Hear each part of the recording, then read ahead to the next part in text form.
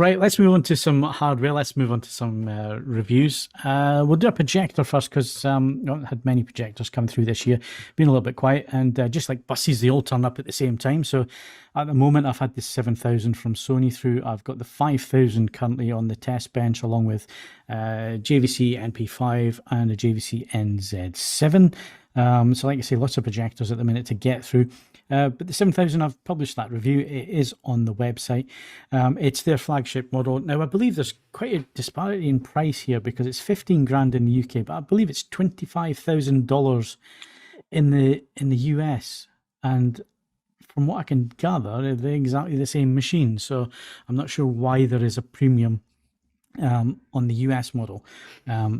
I couldn't find anything that was different. So that's a nice turn of events because normally it's the UK that has the huge price tag. So they do have a model in between, don't they? In the States, the 6000. The 6000. Yeah, which is not coming to the UK. So No. I'm not sure whether the pricing reflects that there is only the two models in the UK and that perhaps 25 grand was just a bit too much because the other one I believe is about 6 grand for the 5000.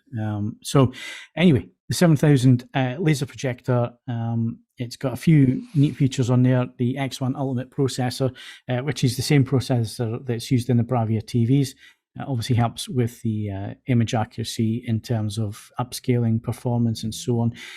There are sharpening features on there. That many people have that many different things that they call it. But obviously, you've got your object-based HDR remaster. There's dynamic HDR enhancer for dynamic tone mapping. What else is there? There's dual database processing. There's object-based super resolution, which is basically sharpness and detail retrieval and so on. There's also a neat technology that I quite like on the Sonys, which is the digital focus optimizer, which does help at the edges of the image in terms of sharpness and clarity and so on. So yeah, that's beneficial. And obviously the 7000 does have the ARC lens on there as well, which is, sorry, the ACF lens, which is a 70mm. It has a front lens element and then obviously other elements behind that, including a floating focus system with two moving lens groups. So obviously you get nice, sharp, detailed images from that. Yes, I'm having a look at my notes because all these acronyms, there's so many of them. Obviously, you have a motorized lens, so you've got vertical and horizontal shift. You've got lens memory function, which still doesn't work from Sony. I don't know what Sony does wrong with this because the JVCs are absolutely solid. You set your memories, you can flick between them, and it'll hit the same point every time. The Sony, for some reason, it'll hit the right point 2 or 3 times and then give up the ghost after that, and you've got to redo it all or so on. So if you've got a 240:1 screen or a scope screen and you want to use that functionality, it is there on this projector. It's not there on the entry model this year. The whole motorized system has gone. It's all manual on that one.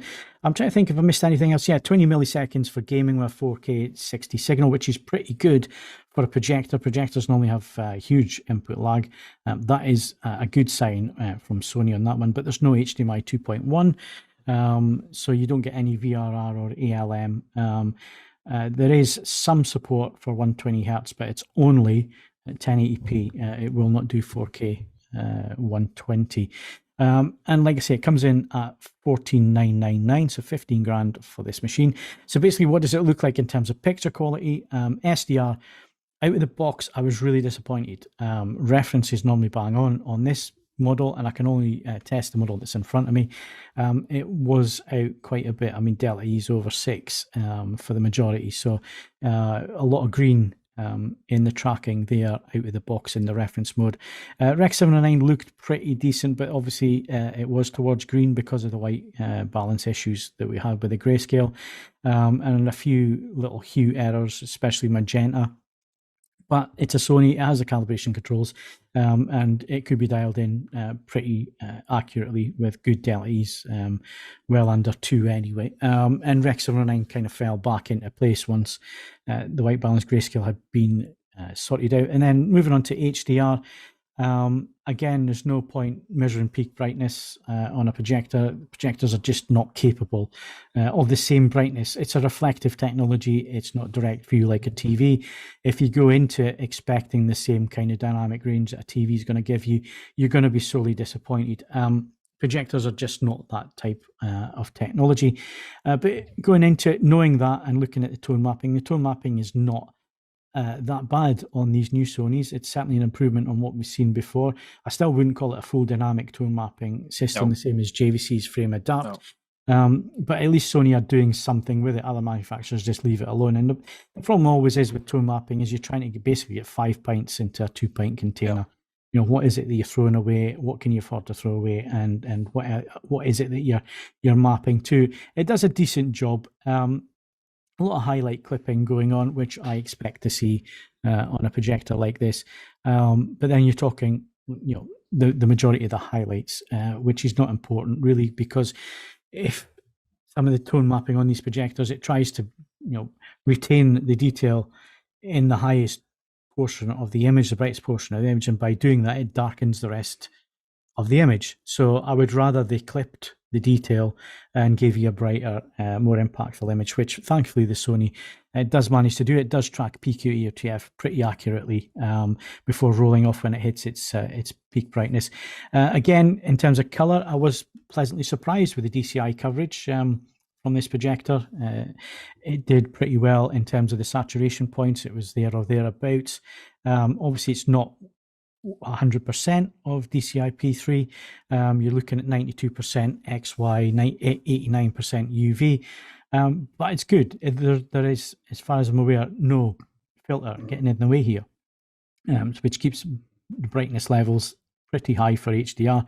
And in a projector, the last thing you want to do is kill the brightness by using filters. So yeah, it does very, very well. So in terms of the performance, you can read everything that I think about the projector in the review. I'm not going to go through it, but it is a decent projector if you've got that type of budget, and you are looking at a professional install, that kind of thing. This is where this projector is aimed at. It gives a superb sharp image. It's very, very good with SDR.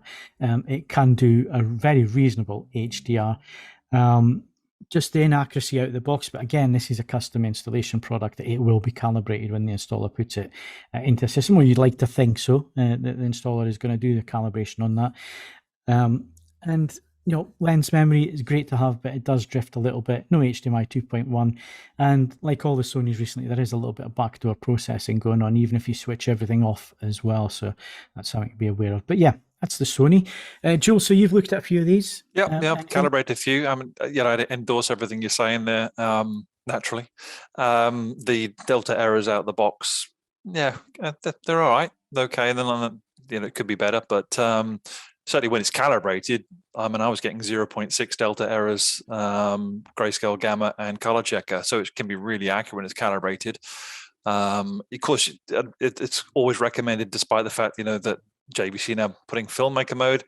Even so, your walls, your rooms, the whole environment affects the projector. So you really ought to look at getting an investment of that amount of money, 15 grand, calibrated. It's a small price to pay, but yeah, I think the Sony's main problem is that just a grand or so above it is the JVC NZ7. And that is stiff competition because it does include the HDMI 2.1. It does include, you know, slightly better, more contrast, native contrast, etc. And so it's sort of going up against that.